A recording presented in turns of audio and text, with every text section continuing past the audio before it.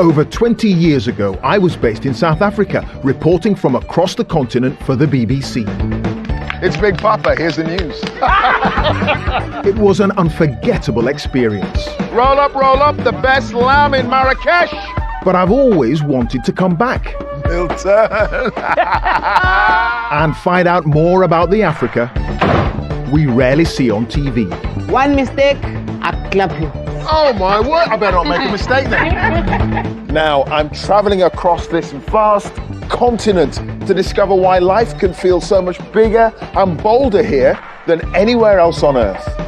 I'll be uncovering some deep family roots. You are from Africa. I knew I was a warrior Yes. god. And getting the chance to live life local style. Woo. As I experience the speed, the sights, Check out that view. and the soul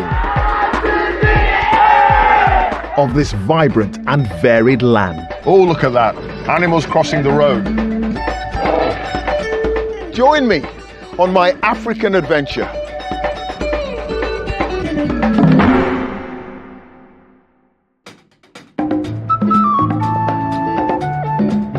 I've traveled a lot for work, but there are some places I never get tired of, and my next destination is one of them.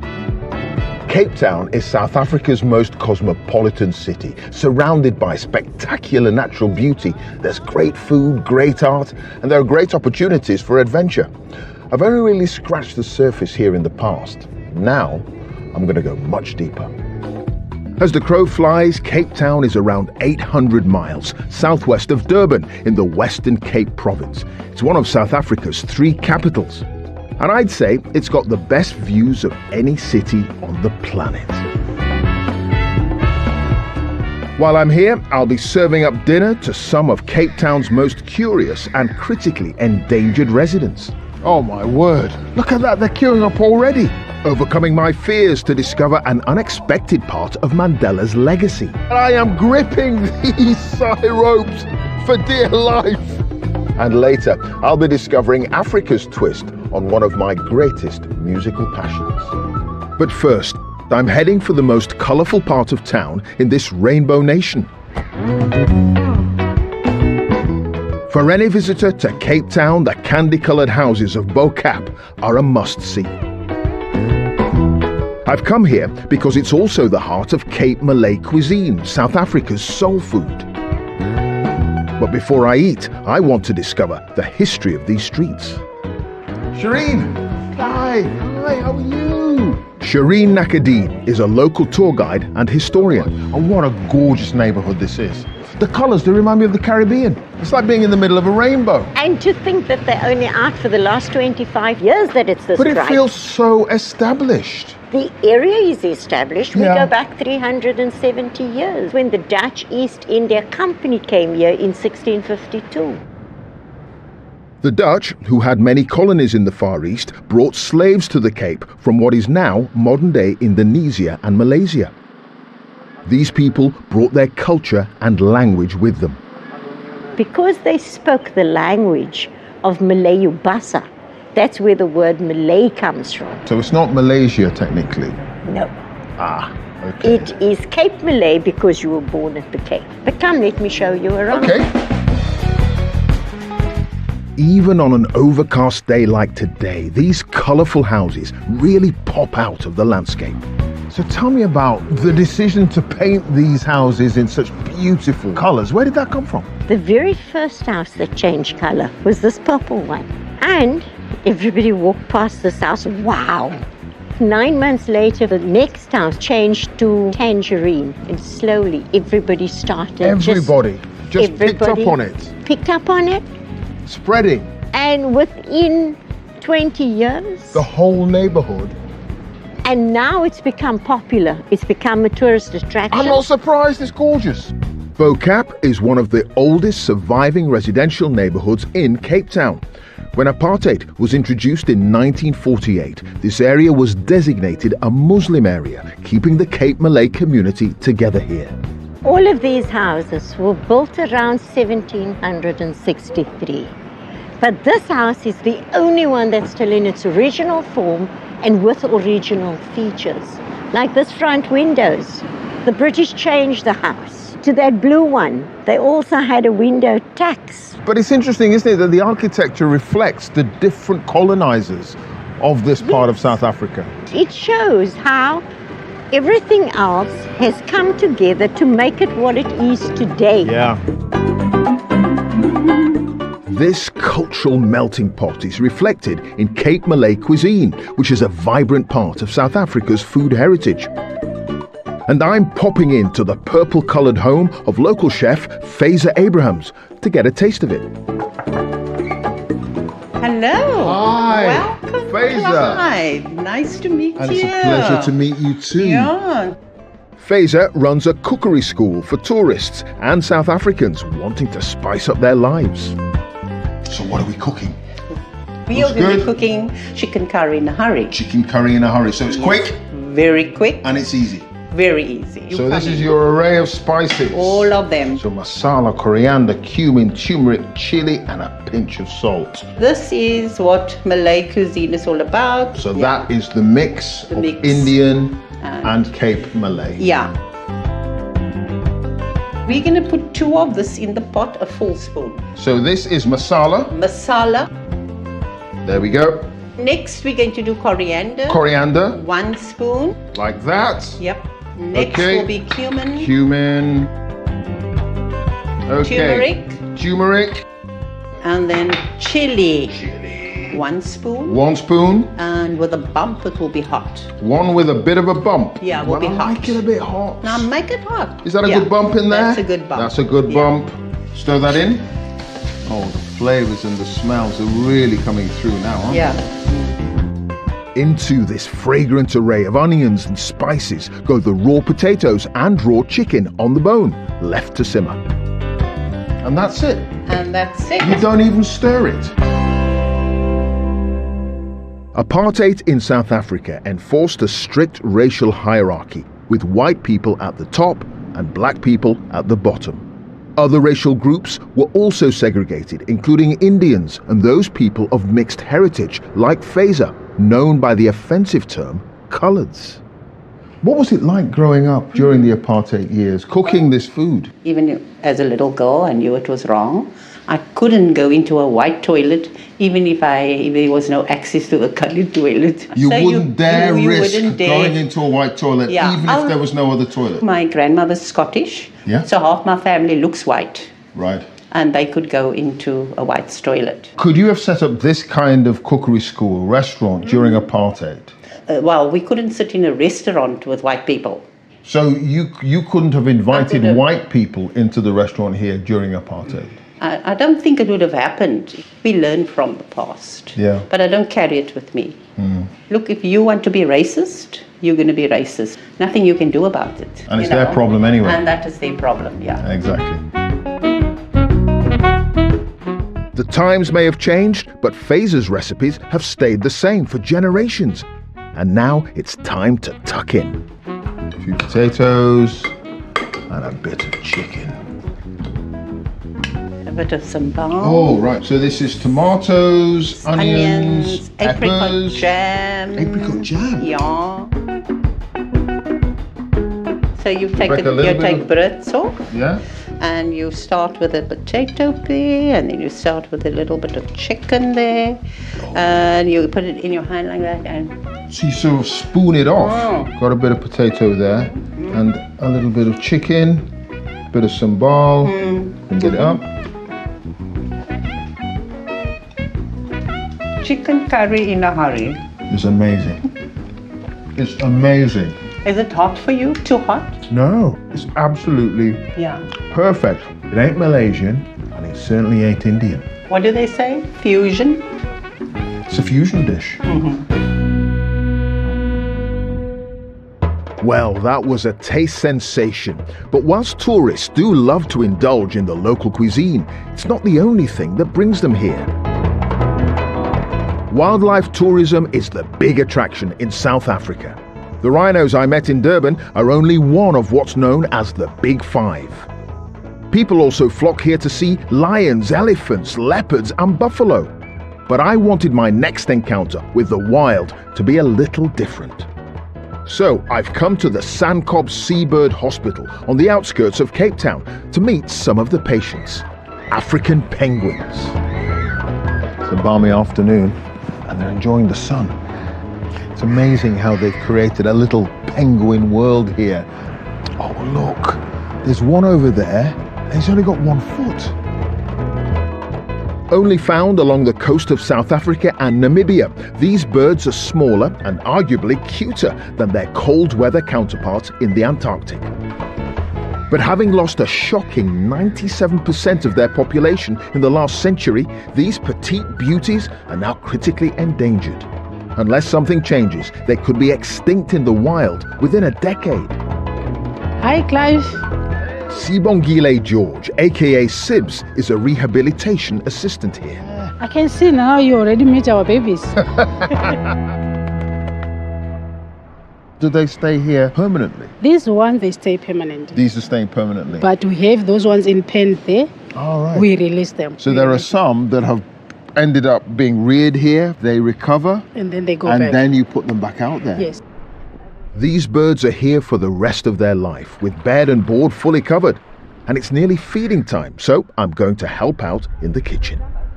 This fish, this is for PM. So this Yes, is an it's for- evening meal, Yes. a fish supper. Yes, that is the supper. You can see supper because that is their last feed. We need to take this fish nicely. We don't want to break it. Our fish mustn't be hard inside. Okay. It must be soft. They're a bit particular, these penguins, aren't they? Yes. My word. What are these fish? Are these, what, they look like sardines. Yes, these are sardines. Perfect for a penguin. Perfect. How many fish would an individual penguin get through in a day? We give them as many as they like. As many as they like? Yes, Have you got any greedy ones? we do. Yeah. They're always at the front of the queue. And feeding time is the perfect moment to make sure some of the sicker penguins take their daily dose of medicine. 3 of those. 3 of those. So what you're going to do, you take 1 fish, and then your tablet, you open the beak, push it down. So this is for birds with arthritis. Yes. Wow. There we go. Ooh.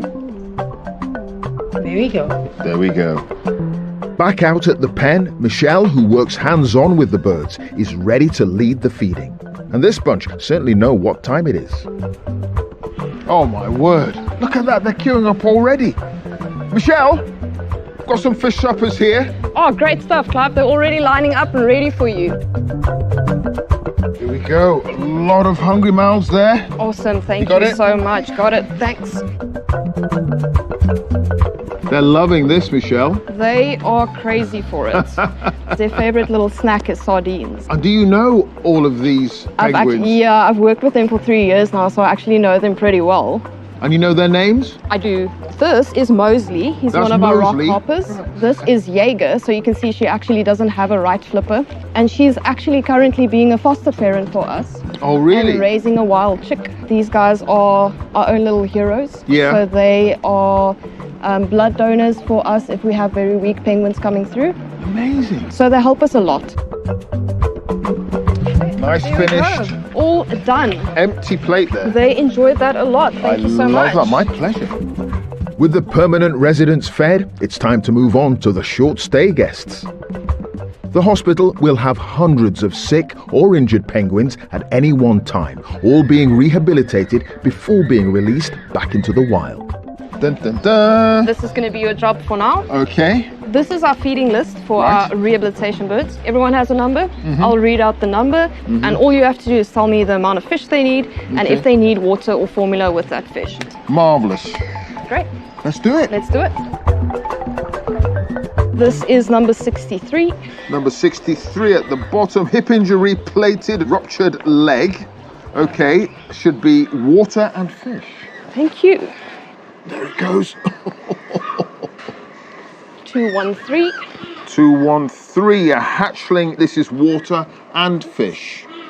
They're just getting a final top up of vitamins, water, before they head back out to the big bad world. Birds can arrive here with all sorts of ailments, but malnutrition and exhaustion are becoming more and more frequent. And our next contender, please. 229. Oh, heat stress. Fish for this one.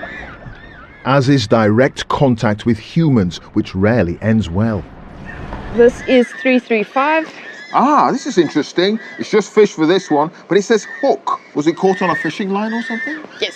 So he actually swallowed a hook. Ooh. And that was removed by our incredible vet team. Yeah. And now he's almost a release bird. Ah, brilliant. That's it. Isn't it wonderful to think that not too long from now, they're going to be walking on the wild side. We wish them luck.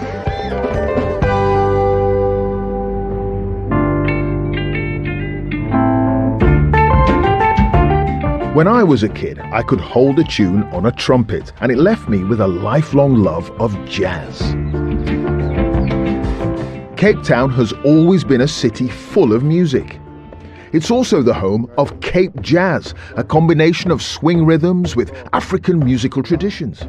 It was introduced to the world by artists like Myrie who became South Africa's first internationally famous musician. I've come to the Bridge Music Academy in Langa, the city's oldest township, and one of the places Cape Jazz emerged from in the 1950s.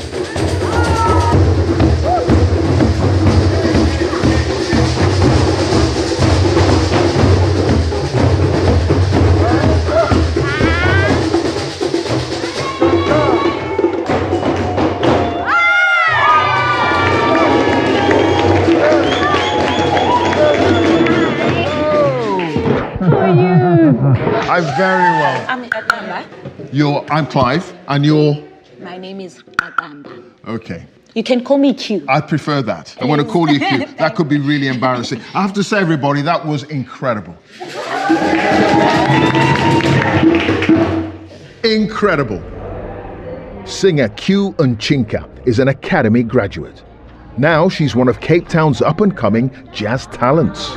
Jazz is something that I have loved for 40 odd years. I mean, you've come to a jazz township. That's right. Langa is known for jazz. And when we talk about jazz, we're talking about a fusion of jazz, that African element that's added to it here. In our culture, in every ceremony, there's always music involved. There's always the drum involved, right? And so I wanted a way of combining the two worlds together to form this genre of Afro-Black jazz, you know, and it's been going amazing. Yeah, absolutely. And wonderful. I think for me, it's also having South African artists who've gone through the same route, like the late Myrie over there.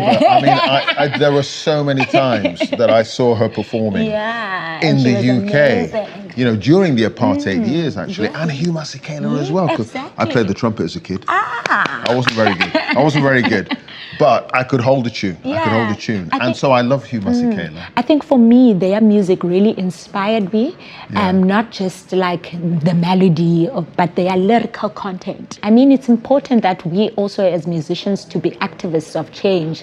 And I think they also tapped into that. They knew that the tool to do that is through jazz music. You know, I want to have a go. Let's do this. Let's do this. Definitely. You feel like you're ready. I'm ready. Leading today's jamming session with Q and the students is Dizu Plakis. Yeah, my brother.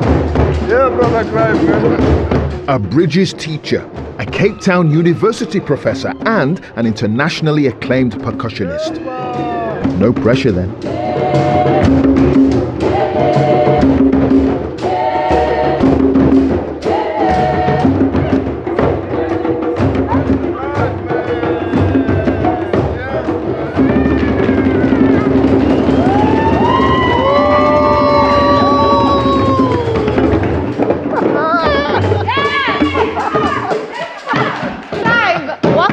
Circle. Thank you so much. Such a huge honor again to have you here. Tell us how that felt for you. It was wonderful. I could feel the rhythm just coursing through me. Yeah. And then you just get lost in it, don't you? Yeah. You just get lost and you're just playing away, and it becomes so natural and wonderful, and it comes from within. You're a professor here. Yes. How important is the drum to everything you do? A drum is very important because the only time that African people, they don't drum is only when they are asleep. The great American jazz pianist, Herbie Hancock. Yes. He said everything that he plays stems from the African drum. Yes. And is that fusion of the African drum and jazz, as most people understand jazz, it's the two together that makes Afro jazz and makes this new fusion and makes this interesting. What I like about the American jazz giants like Herbie Hancock, they were not people who are ashamed of themselves not to learn from the other people. And they welcome each and every music that comes from Africa because they believe that's where they come from. I could talk about jazz all day long, but we're here to jam, and Q has taken to the floor to perform. Be the greater heights. Would you walk with dominion? You are not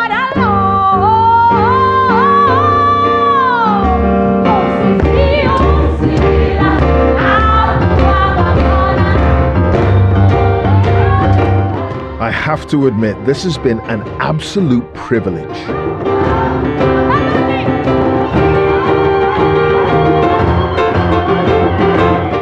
The sheer joy of playing music in a group like this is very special indeed.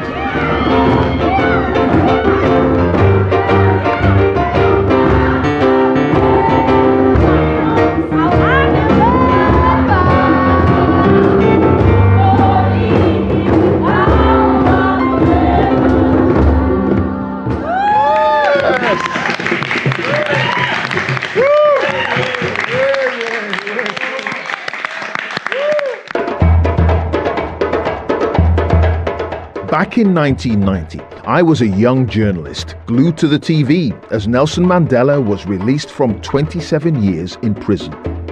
Mandela called on South Africans of all backgrounds to come together. It was an iconic moment in history.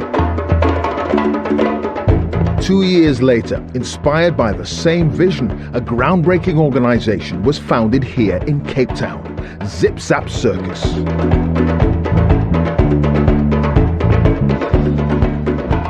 The skill, the strength, the agility, it's amazing. Okay, remember what I said, it's not what you do, it's how you do it. Okay.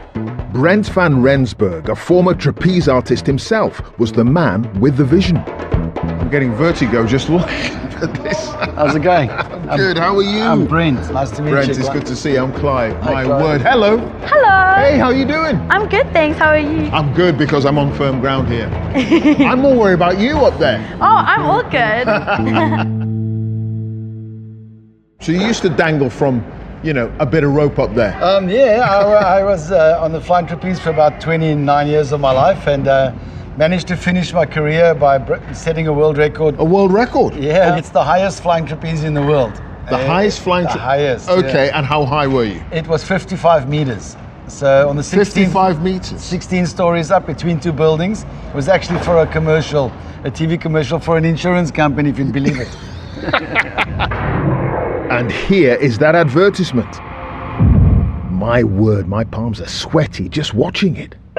Mandela was our inspiration because in 1995 we got to perform for President Mandela on his birthday and got to meet the president. Yeah. He met the kids that were in the show in those years and then he said to us, look, why are you doing this? And we said, because we want to be part of your dream of a Rainbow Nation. Yeah. And he just said at the end, keep up the good work.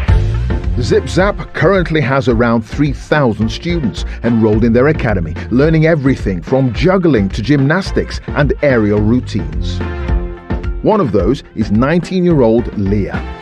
Why don't you come on down and see if we can give this man a go? Sure, of course. Hey, good to see you. Good to see you. Back in the safe and warm bosom of the floor. Finally, yeah. How long have you been doing that?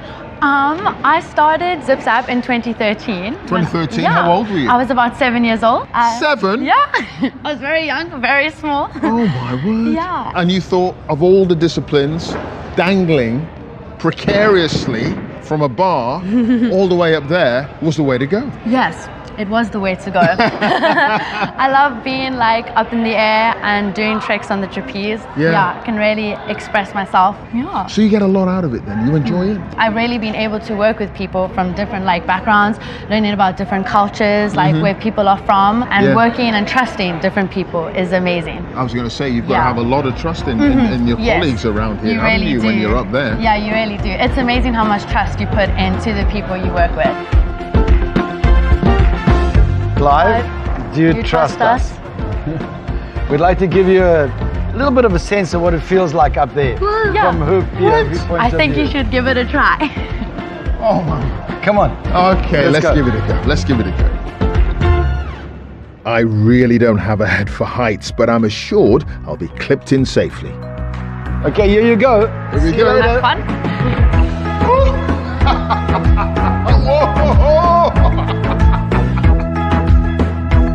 So Brent, Yes. how high am I now? You're only about 3 meters off the floor. About 3 meters. So when you broke your world record, how much higher were you? About 52 meters more. And you didn't have a safety harness. No honest, mate. I am gripping these side ropes for dear life. And you did this for the first time. How old were you again? I was 7. You were 7. I was 7 years old. And you had no fear. Oh, I had a bit of fear. A little bit of fear. But yeah, definitely gotten used to it. Oh my word.